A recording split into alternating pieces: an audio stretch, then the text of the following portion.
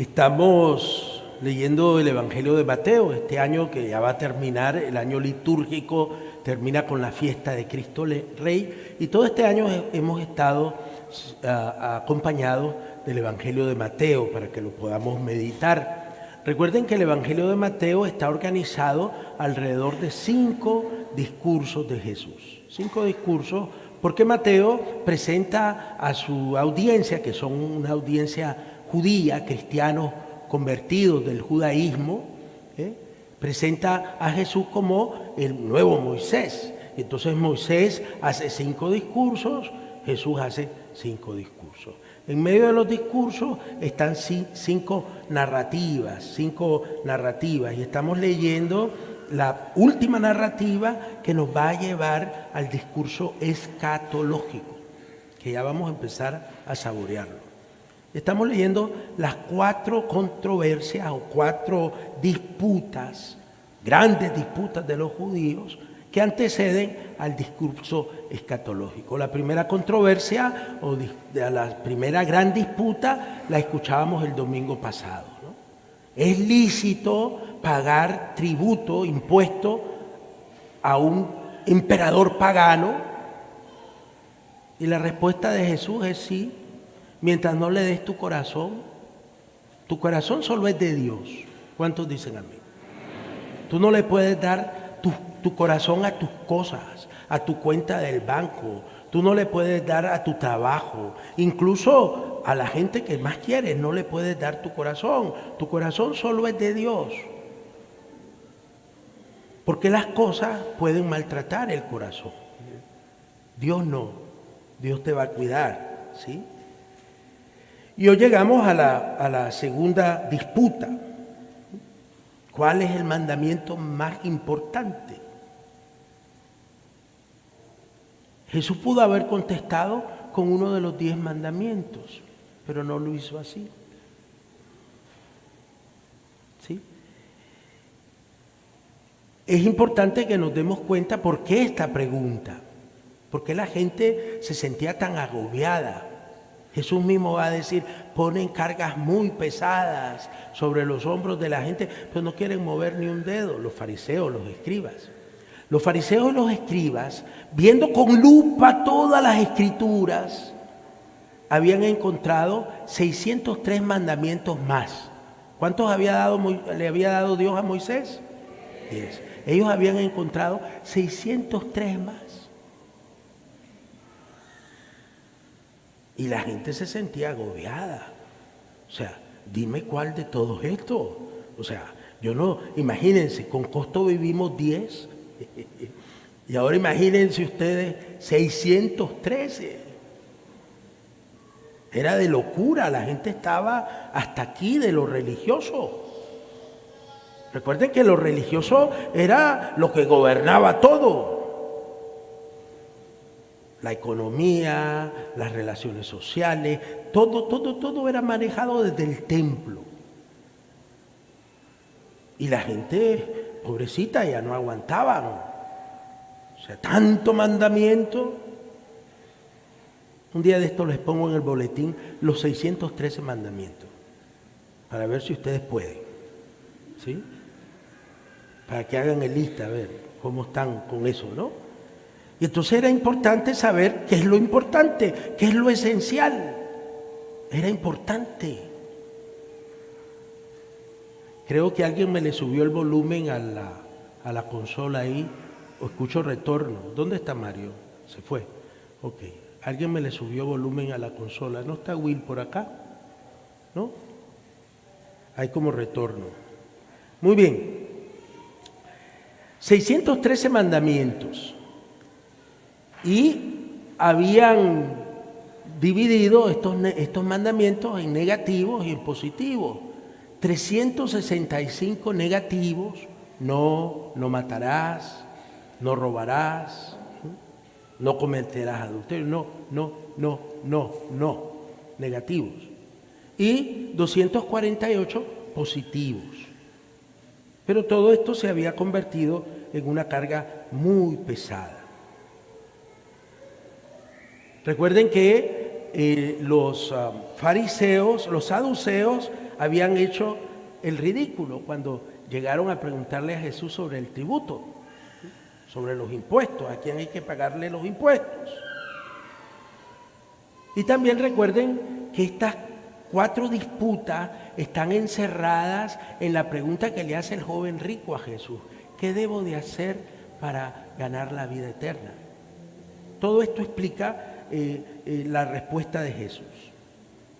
Pero los fariseos, que se creían verdaderamente la crema innata de la religión judía, van por palo. O sea, Jesús le ha dado palo a los saduceos y ahora ellos quieren más palo, ¿no? Son como masoquistas, ¿sí? Es como cuando tú te metes y te va mal y te vuelves a meter en lo que no te importa. O sea, ¿qué te va a hacer, no? Porque ellos se creían superiores. Los fariseos tenían, y lo vamos a escuchar el próximo domingo, a este Jesús le damos vuelta. Si nosotros somos súper inteligentes, somos capaces y podemos darle vuelta a Jesús.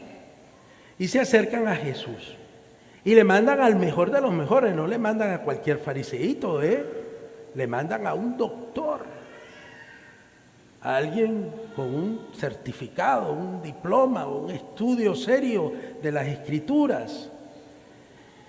Y vienen por más palos porque son tercos, porque son cabezones y porque quieren poner en dificultades a Jesús. En realidad, la pregunta es difícil. Recuerden que hay 613 mandamientos. Maestro, ¿cuál de todos estos es el más grande de la ley? Y es difícil la pregunta porque habían distintas opiniones. Unos decían que el 4.º mandamiento, honrar a padre y madre, porque es el único mandamiento que es positivo y que tiene una bendición. Si tú honras a tu padre y a tu madre, te irá bien. Esa es la promesa de Dios. El único de los 10 mandamientos que tiene una bendición amarrada al mandamiento. Y otros decían que el primer mandamiento. ¿Sí? Y otros decían que no, que era no codiciarás los bienes ajenos porque del corazón del hombre brota tanta porquería, y entonces codiciar era el problema. Entonces habían muchas ideas ahí tiradas y era una pregunta difícil, ¿no? Porque si tú te ponías de parte de una cosa, te ponías en contra de los otros, y en una sociedad bochinchera, les gustaba el bochinche a los judíos, era como a nosotros nos gusta el bochinche, ¿sí? Nos encanta estar en chismes y en cosas y controversias y todas esas cosas. Entonces, distinguir cuál de los mandamientos era el principal era muy importante. Hoy en día, el latín, me dice una vieja el otro día, el diablo odia el latín. Yo me acordé de la película del exorcista del Papa. Está interesante, está bonita, yo la recomiendo, pero hay que tener cuidado porque hay muchas cosas que no. Por ejemplo, ella sacó esa frase de ahí, de esa película. Entonces la viejita está rezando el rosario en latín. El rosario siempre se ha rezado en la lengua vernácula, o sea, la lengua que se habla, lo que habla la gente. El diablo le tiene miedo a que tu corazón esté solo en Dios, a eso sí le tiene miedo, pero que hable latín, ¿no? O que si se pone la mantilla o no se la pone, o si recibe en la mano o no recibe en la mano, o si se pone de rodillas cuando recibe. Está bien, cada quien hace como quiere, como le nace, pero espero que como le nazca de verdad, no porque otra gente te ha dicho de rodillas que te vas a salvar. Y cuando hagas esas cosas, dicho sea de paso, piensen en los que vienen detrás.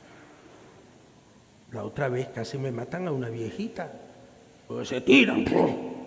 Está bien, tírate como quieras, golpéate las rodillas como quieras, está bien, no hay problema. Pero fíjate en la gente que viene detrás, porque entonces no estás amando al prójimo. Y ahí está el problema. ¿Sí? Entonces hay veces nos fijamos en todas esas cositas y no en lo que es esencial. Entonces esta pregunta es sobre lo que es esencial y tenemos que preguntarnos de lo que es verdaderamente esencial.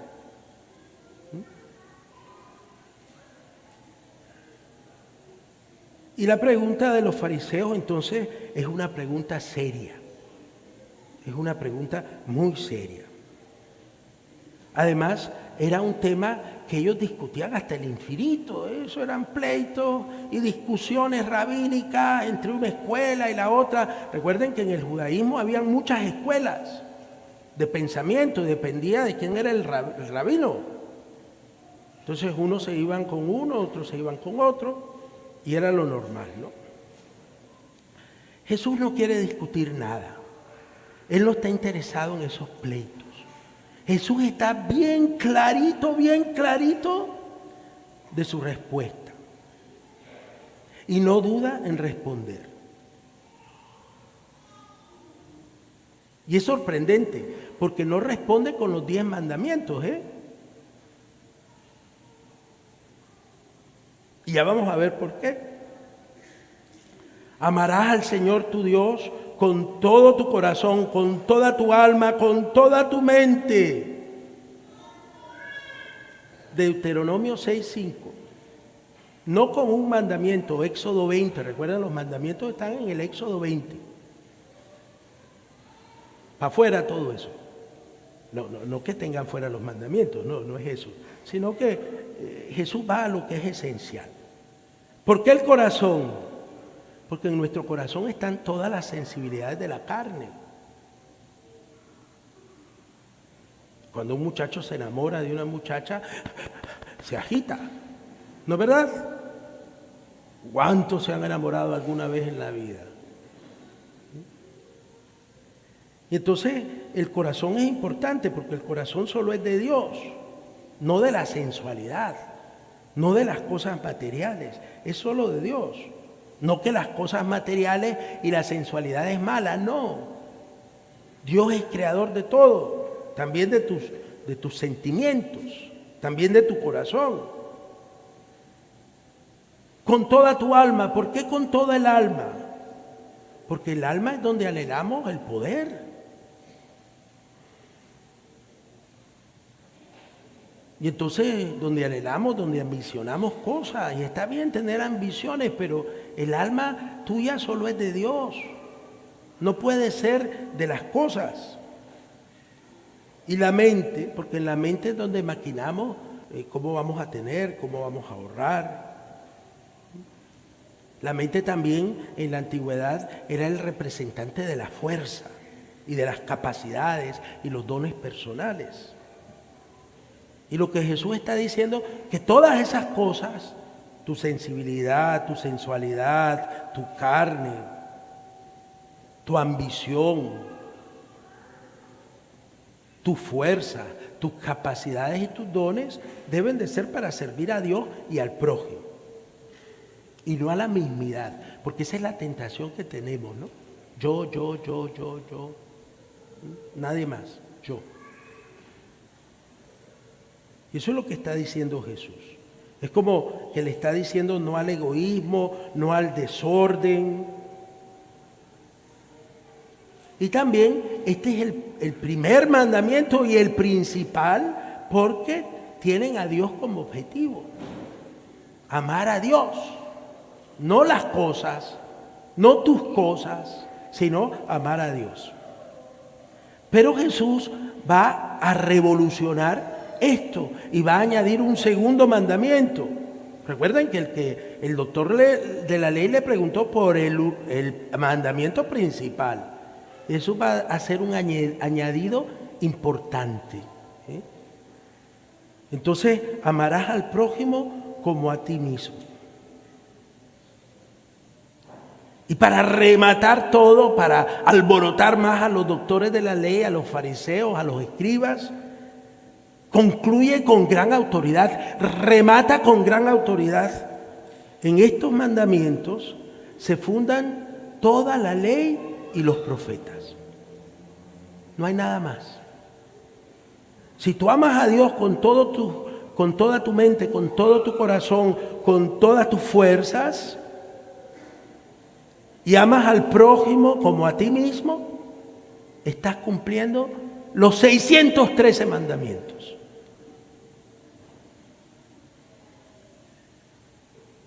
El problema es que amamos a Dios, eso es fácil. Amar a Dios es fácil. Pero amar al prójimo es muy difícil. Y recuerden que prójimo significa el que está cerquita. Tu esposa, tu esposo, tus nietos, tus hijos. ¿A cuántos de ellos no les has querido arrancar la cabeza de una vez? No me digan que no, porque la convivencia es difícil. La convivencia no es fácil. Entonces, por eso ponerse el pañuelito y arrodillarse a recibir está bien. Amar a Dios, magnífico. Esa es la manera en que tú lo quieres amar. Bien, está bien, no hay problema.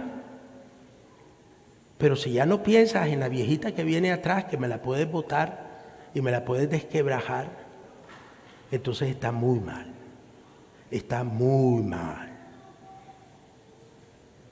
Porque el amor de Dios se manifiesta en el amor a los demás. ¿Cuántos dicen amén? Entonces esta no solo fue una idea creativa y brillante de Jesús, sino que además es profética. Y es además una respuesta impredecible. Estos pobres fariseos no se imaginaban. Porque en la multiplicidad de mandamientos, de preceptos, de prohibiciones, pues Jesús por lo menos podía sacarlo de los 10 mandamientos. Porque era algo en que todos estaban de acuerdo. Los 10 mandamientos, todos estaban de acuerdo que eran importantes. Porque además se los había dado Dios a Moisés. Los otros mandamientos, los 603 que habían encontrado ellos leyendo con lupa el Deuteronomio, el libro del Éxodo, con lupa, todo leído con lupa, eso eran mandamientos que Moisés había dado al pueblo. ¿Se entiende la diferencia? Entonces Jesús pudo haber usado uno de los 10 mandamientos. Pero Jesús no hace eso. ¿Por qué? ¿Por qué Jesús no se lavó las manos facilito y en vez de alborotar a los fariseos usó uno de los 10 mandamientos? Nadie hubiera estado enojado con Jesús. Total, todos estamos de acuerdo que los 10 mandamientos son importantes.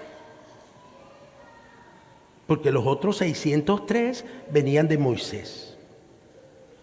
Y entonces sería como lógico que Jesús, para salir bien del aprieto, escogiera uno de los 10. Y ya está, se acabó. No hay clavo, como dicen ahí. Todo el mundo contento. Seguía el pleito, ¿no? Jesús hubiera podido elegir el primer mandamiento, que prohíbe la idolatría. La idolatría es reemplazar a Dios con cosas, con lo que sea. Y sin embargo, Jesús no va a elegir ese mandamiento, va a buscar por otro lado, va a tomar un texto de Deuteronomio 5, la famosa oración del judío, Shema Israel, escucha Israel, el Señor tu Dios, a Él solo amarás, con toda tu mente, con toda tu alma, con todas tus fuerzas. Y aquí este mandamiento tiene algo muy positivo, el amor. El amor es una fuerza motivadora, es una fuerza muy positiva. Amarás al Señor tu Dios. Y el texto de Levítico, en la segunda parte, amarás al prójimo como a ti mismo, lo va a sacar Jesús del texto de Levítico 19, 18, ¿no? Que también es un mandamiento del amor. Amarás a tu prójimo. Y aquí los judíos usualmente debatían quién es mi prójimo. Por eso Jesús cuenta la parábola del buen samaritano. que se trata de quién soy prójimo yo, no de quién es mi prójimo. Jesús le da vuelta a la cosa, ¿no? Porque a veces tenemos las preguntas equivocadas. Yo, ¿de quién soy prójimo? Y entonces aquí el objeto del amor, el objetivo del amor es el prójimo. Y podríamos preguntarnos lo que ya les pregunté, ¿por qué? ¿Por qué Jesús no usó un safe zone, como dicen los gringos, ¿no? Una zona confortable donde nadie estuviera en disputa? ¿Por qué? Los 10 mandamientos son excepcionales, pero son mandamientos negativos, todos, incluso los que parecen no serlo. Son mandamientos excepcionales porque fijan las condiciones para tener una relación positiva con Dios. Si quieres estar bien conmigo, nunca uses mi carro, por ejemplo, ¿no? ¿Tú quieres estar bien conmigo? No me toques mi carro, porque entonces entras en problemas. Es más o menos la idea de lo que está de los 3 mandamientos, ¿no? O sea, tenemos de los 10 mandamientos, tenemos que tener una relación bonita con Dios y tenemos que hacer su voluntad. Pero para tener una buena relación con Dios, tenemos que respetar absolutamente su voluntad. Si no, estaremos encaminados a la perdición. Entonces los 10 mandamientos son condiciones negativas. Recuerden que los mandamientos se dividen, los 3 primeros tienen como objeto a Dios y los 7 últimos tienen como objeto al prójimo.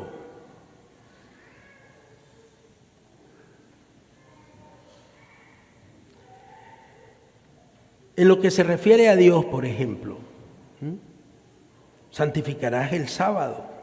¿Pero qué significa santificar el sábado?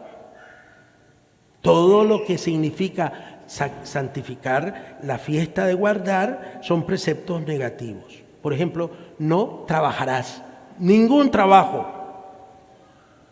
Ni tu hijo, ni tu esclavo, ni tu ganado, ni el inmigrante. Éxodo 20:10. Por consiguiente, ese mandato de santificar el sábado es negativo.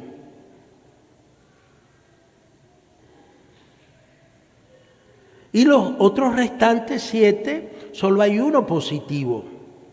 Honrarás a tu padre y a tu madre, y así prolongarás tu vida. Hay algunos textos que dicen, tendrás muchas bendiciones. Cuando tú honras a tu padre y a tu madre, tendrás muchas bendiciones. Y este sería como el otro mandamiento positivo, ¿no? Pero es limitado. ¿Por qué? Porque solo amas a 2 personas, a tu papá y a tu mamá. Los demás que se vayan al carajo, ¿no? Entonces es un mandamiento muy limitado. Y tenemos que crecer en eso. Entonces Jesús no quiere ni un mandamiento negativo, ni un mandamiento limitado. Jesús ofrece algo mejor, algo mucho más positivo, mucho más dinámico y universal. Y fíjense lo que voy a decir, porque hay gente que me va a malinterpretar. Los mandamientos siguen siendo válidos y sería buenísimo que los supiéramos de memoria y que los viviéramos como el Señor los pide. Expresan su voluntad, pero el decálogo no representa el ideal positivo que tiene Jesús. Sí, son preceptos necesarios, indispensables, claro que sí, pero son negativos. Se pueden convertir en una carga.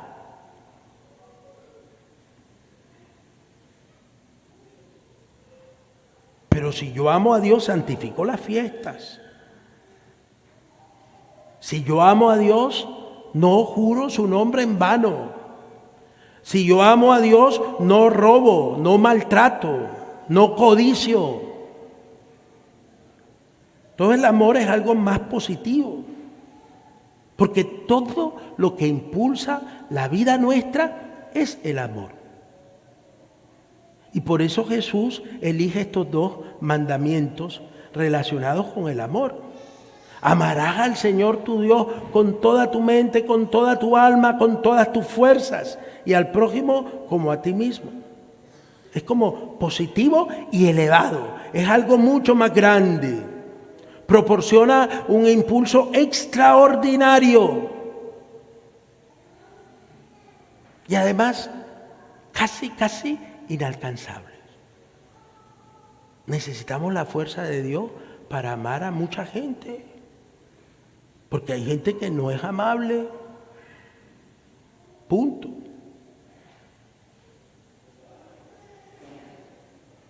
Entonces, sinceramente, siempre estamos por debajo de esta exigencia. Y siempre podemos esforzarnos por amar más, por progresar en el amor, por tener empatía por los demás, con el bruto y con el inteligente, con el que está alegre y con el que sufre. Y el segundo mandamiento, dice Jesús, que es similar, que es semejante al otro, es amar al prójimo como a ti mismo. Yo creo que a veces somos muy groseros con los demás porque nuestra autoestima no está bien. No nos amamos. Y tratamos a los demás a lo bruto, a lo grosero, a lo brusco. Porque tal vez así nos han tratado a nosotros, ¿no? Y ese es el modelo que hemos recibido. El amor a uno mismo debe ser innato. Nace, o sea, es como natural. Que te ames a ti mismo no va en contra de tu naturaleza.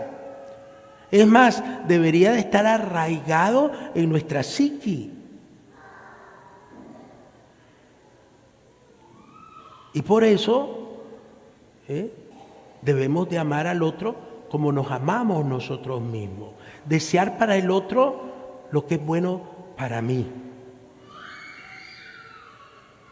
Yo creo que ese es el gran problema que tendríamos que trabajar un poquito, ¿no?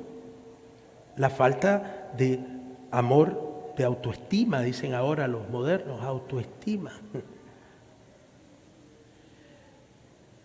Y Jesús va a ensanchar la perspectiva del segundo mandamiento.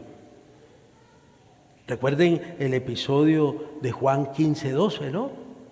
Donde nos dice cuando los apóstoles están buscando quién es el más importante entre ellos. Y Jesús les dice, el más importante es el que sirve a todos. Y ustedes se deben de amar los unos a los otros como yo los he amado. O sea, es como hacer esto todavía más grande, todavía más extraordinario.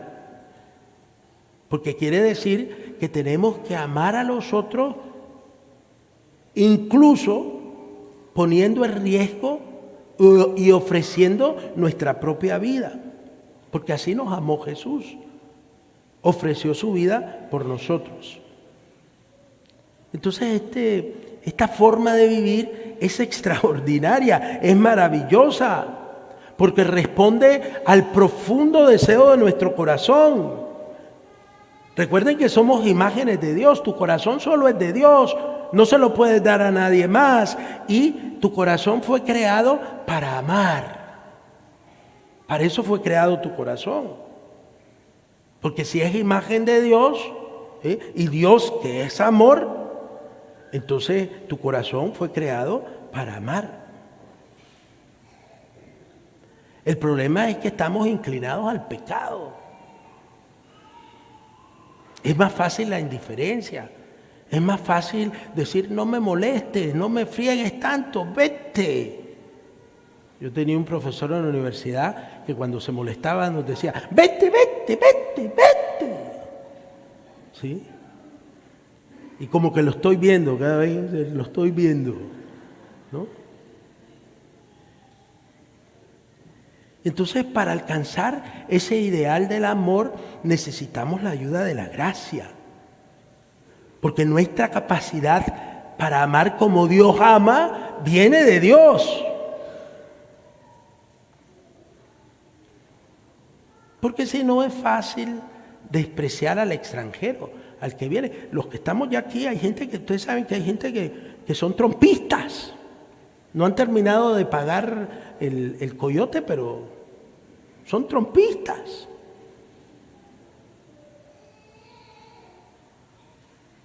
Porque creen que este señor es pro vida. Mentira, que le va a interesar, es pro vida de él, pero pro vida de nada, eso no le interesa nada.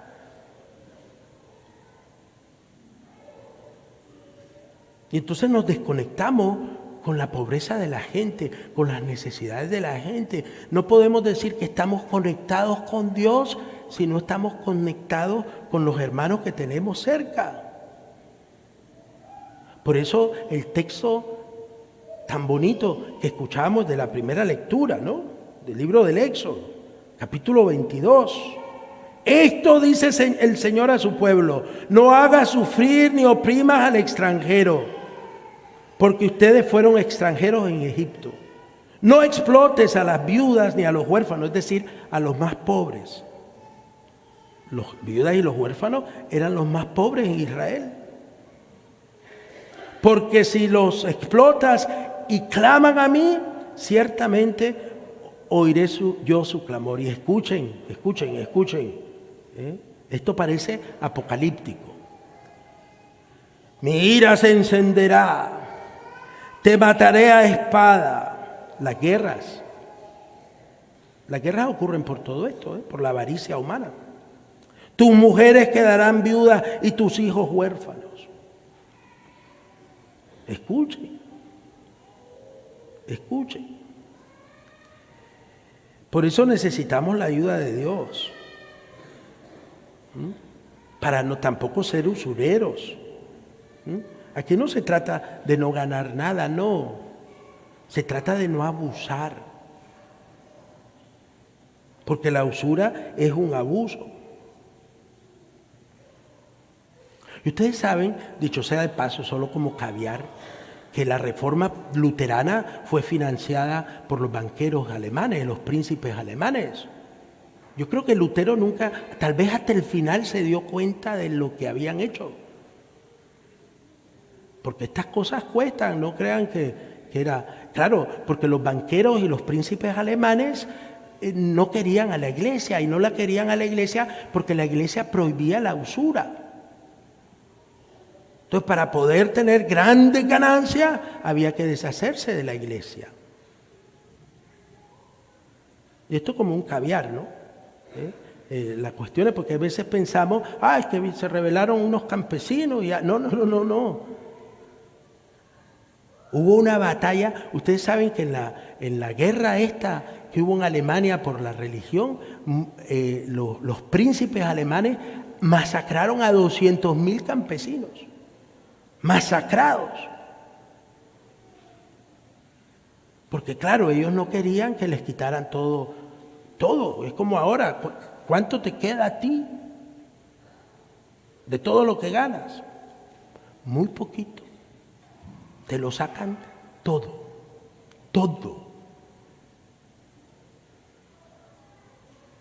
Y eso no está bien. Y esto es algo viejo, no es algo nuevo. No, porque ahora cuando uno dice estas cosas, te acusan de comunista. Eso es lo que dicen. El padre es simpatizante. Yo no soy simpatizante de la izquierda. La izquierda no es buena cosa. Pero tampoco el otro lado. Ustedes saben que la iglesia se ha opuesto rotundamente al comunismo porque el comunismo aplasta a la persona humana. Lo aplasta. Esa es la idea detrás del comunismo, ¿no? Lo que importa es la gran idea. La persona no importa nada. Pero San Juan Pablo II, va a hablar fuertemente contra lo que él llama el capitalismo salvaje, que también aplasta a la persona humana. Pero nos acusan de comunistas, ¿no? Cuando alzamos la voz y los curas no deben quedarse calladitos y no decir nada y aceptar toda la piadosidad falsa de mucha gente. No, no, no, no, no. Es que esto está conectado. No sé si ustedes ven la conexión. Está conectado. O sea, está bien, ten tus cosas, pero no explotes. Está bien, disfruta tus bendiciones, pero tus bendiciones son para que puedas bendecir a los demás, comenzando por tu familia, no para otra cosa, no para acumular. La prueba es de que si te mueres hoy, todo se queda aquí, no te llevas nada. Muy bien, hermanos. El corazón de Jesús se nos ofrece para que podamos amar al Padre y cumplir verdaderamente los mandamientos. Amar al Padre como Él lo amó. Amar al prójimo como Él lo amó. Y para eso se nos alimenta con la Eucaristía. En unos minutos vamos a repetir las palabras eucarísticas de Jesús y vamos a recibir la presencia del mismo Jesús.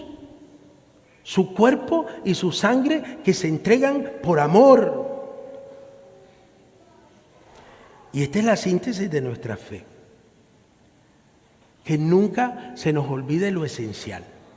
De eso se tratan estas preguntas, estas dificultades, estas disputas, de las cosas esenciales. Que tengamos cuidado de no ser mediocres. ¿Sí? La mediocridad espiritual es rezar mucho, pero no hacer nada por los más pobres. Creer que así tenemos una buena relación con Dios, pero no amar al prójimo. Eso sí nos incapacita para tener una buena relación con Dios. Eso sí nos vuelve seres extraños. A veces somos seres extraños. Agresivos, tóxicos, chismosos. Y Jesús lo que quiere es que recuperemos la dimensión de lo esencial. Descubrir el espíritu que perdimos. Amar a Dios es reconocer el misterio último de la vida y orientar confiadamente nuestra existencia a su voluntad, que es una voluntad salvífica. Porque Dios es bueno y nos ama y quiere el bien para ti. Y quiere que aprendas a vivir con gratitud. Que puedas optar siempre por la verdad, por lo bello, por lo bueno. Tener un corazón de carne y no de piedra. Que podamos resistir todo lo que nos aparta de Dios. Todo lo que traiciona la voluntad de Dios. Que nunca neguemos la dignidad de las personas, por muy pobres que sean. Y por eso Jesús nos está diciendo que el amor a Dios es inseparable del amor a los hermanos. Que no es posible decir que amamos a Dios y que seamos indiferentes al dolor y a las necesidades de los hermanos. Y esto es lo que nos dice Pablo en la segunda lectura. Si ustedes pusieron atención, si la vuelven a leer en su casa, eso es lo que nos está diciendo. Hermanos, quedémonos con lo esencial. Y Jesús nos ha dicho lo que es esencial. Amar a Dios con toda nuestra mente, con toda nuestra alma, con todas nuestras fuerzas y al prójimo como a ustedes mismos, como nosotros mismos nos amamos. Esto es lo esencial. Después, que si de rodillas, que si de la mano, que si en la boca. Si tu corazón es de Dios, eso es lo esencial. Que Dios les bendiga.